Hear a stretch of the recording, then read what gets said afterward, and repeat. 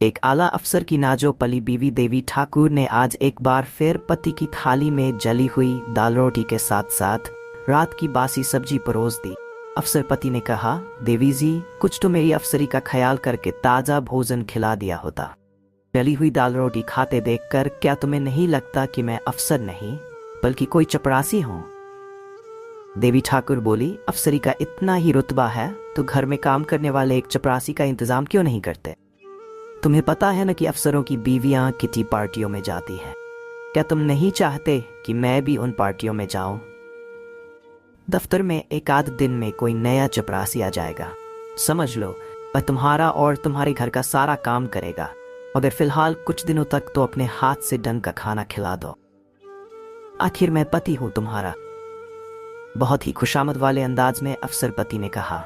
देवी ठाकुर निराले अंदाज में पति से बोली, तुम्हें पता है, हम बीवियां पति की इज्जत बढ़ाने के लिए दूसरों से कभी पीछे नहीं रहती। खाना बनाने जैसा छोटा काम भी तो चपरासियों का ही है। इज्जत बढ़ाने की बात पर अफसर पति उठ बैठा। आप लोग पार्टियों में हमारी इज्जत कैसे बढ़ाती है? देवी ठाकुर बोल उठी, चाय के बदले कॉफी, पकौड़ों के बदले समोसे, जलेबी के बदले कलाकंद का ऑर्डर देकर पार्टियों में हम पतियों की तारीफ करती हैं और सबको बताती फिरती हैं कि मेरे पति बड़े अफसर हैं जिनमें जरा भी कंजूसी नहीं है। बड़े अफसरों की बीवियां इतना हक तो रखती ही हैं कि दूसरों को मनचाहा खिला पिला सकें। बीवी के मुंह से अफसरी रुतबे का इतिहास सुनकर मूड खराब होने के डर से जब अफसर पति दफ्तर चले गए, देवी ठाकुर किटी पार्टी में जाने के लिए तैयार होने लगी। होंठों पर लिपस्टिक और चेहरे पर पाउडर लगाकर वे सारी लपेट ही रही थीं कि तभी एक आदमी आया और बोला, मैडम, मैं रघुनाथ हूँ, अभी अभी दफ्तर में चपरासी बनकर आया हूँ। साहब ने ज्वाइन करते ही कहा कि मैं आपकी सेवा में रहूं और घर में खाने पीने का अच्छा बंदोबस्त कर। देवी ठाकुर तो मानो फूली न समाई। वे खुश होकर बोली, ठीक है रघु, मेरे साथ बाजार चलो और सामान खरीद कर साहब के लिए खाना बनाकर। मैं भी तब तक किटी पार्टी से आ जाऊंगी। देवी ठाकुर चपरासी पाकर खिले गुलाब की तरह मुस्करा रही थीं। वे रघु को लेकर बाजार गई और कुछ पैसे देकर उसे समझा दिया कि क्या क्या लेना है। फिर वे पार्टी के लिए चल पड़ी। रघु बोला, मैडम, घर की चाबी तो आपके पास है, खाना बनाने के लिए मुझे तो घर वापस जाना पड़ेगा। मैडम यानी देवी ठाकुर ने चौंक कर कहा, अरे हाँ, ठीक कह रहे हो रघु, लो चाबी, मगर खाना अच्छा व सफाई से बनाना, कुछ ऐसा कि तुम्हारे साहब दांतों तले उंगली दबा ले।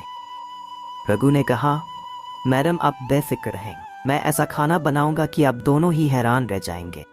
देवी ठाकुर किटी पार्टी में शेखी बघाड़ते हुए बोली, देखा मेरे प्यारे अफसर पति को, आखिर उन्होंने मुझे चपरासी दे ही दिया।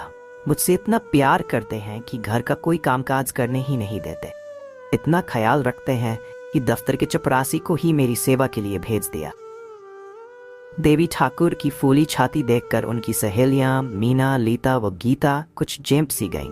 रीता ने कहा, इस खुशी में तो आज चाय हो ही जाए।